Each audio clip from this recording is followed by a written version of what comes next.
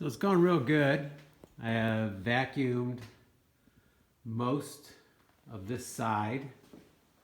So almost 1/2 of the basement has now been vacuumed, the in between the rafters. Or in between floor joists, floor joists. Also have the heaters all working. Only thing I need to do is put the cover on the panel. I did test them, they're working. And I'd say all of the ductwork is torn out. So we have a nice pile of it right here. Pretty big pile. This is mainly the smaller pieces. I have this pile here of some of the bigger pieces. I plan on cutting some of these now. What I'm doing is cutting them, making 2 cuts and flattening them out. And then stacking them over here. And this will be what I save in case I need it for other projects. I also have some round duct work that's been taken out. Not sure what to do with it. Still thinking about that. Be nice if someone could use it. Then the furnace. So sometimes when you start a project, you have a direction and an end point, and that's what you're focused on. And then sometimes you discover something and and then you rethink. You can rethink at that point in time, and your direction may change slightly. So what happened was, this furnace would run for about 5 to 7 minutes. And then it would quit. And then it would try to restart. And it would restart. And then it would quit. And it would just do odd stuff until it timed out or until I shut it off. Each year it's had issues. And I got tired of putting money into it, having an expert come over and fixing it, or myself ordering parts. The last part I ordered didn't solve it. But when this was happening, I could hear water. When I started hearing some water sounds, that's when it would turn off. It would shut down. And I had done a bunch of reading, and the 20 points they discussed, water was not really one of them. But it did make me think at one point, we had a pump down here that pumped the water out. Could it be that? But I never tested that until I was ready to rip everything out. So I removed the pump, and I could hear the pump running. The pump would run from time to time. And I remember when I shut it off the last time, the pump kicked on and put some more out. Ran it through a hose all the way over the ceiling and down into the sewer line.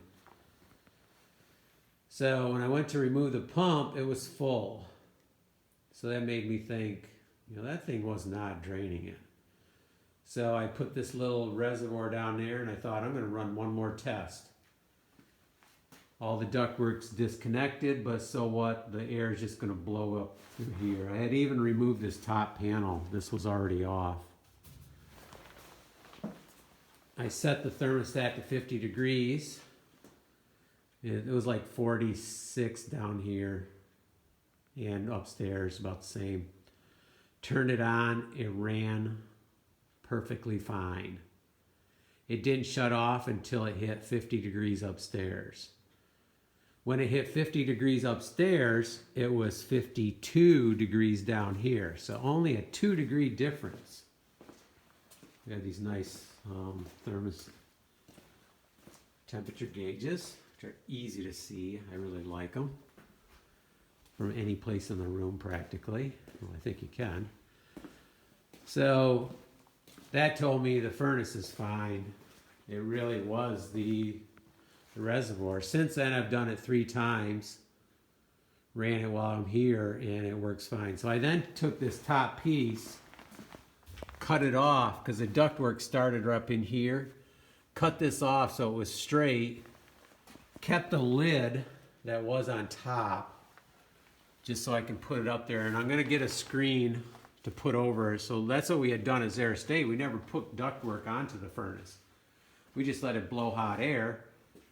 And then when the thermostat hits whatever it's supposed to hit, then it'll shut off. Now, I don't plan on running this when I'm not here because I'd have to do something about the water situation. So I will rely on the electric heaters when I'm not here and if it's getting too cold outside. I'm not trying to keep this building very warm at this point, but when we have our foosball night or something else, we want to be able to heat it up fairly quickly and be comfortable. So I decided I'm not going to put in the wood stove yet. I will leave the gas connected, and we're going to use this furnace kind of as a getting some quick heat. So that's where we're at. I even wiped down the sides of it, so it's looking better. I modified the screen area. This is something that was always a problem. In the other system, you'd slide this in, and it would suck the bottom right in because there was no support there. Plus, these are pretty flimsy. So I cut a piece of metal. You can kind of see it right here. It does cut down on the space, but it supports the filter. And then I put these clips on. I may even go one more level. We had this green mesh. I may put that over top of it. It'll just look a little bit better. Give it a little bit more filtering. So basically it's going to pull cold air from down there. And it's going to put hot air up here. And hot air rises, heat rises, so it's going to go up. And we'll decide what to do about vents.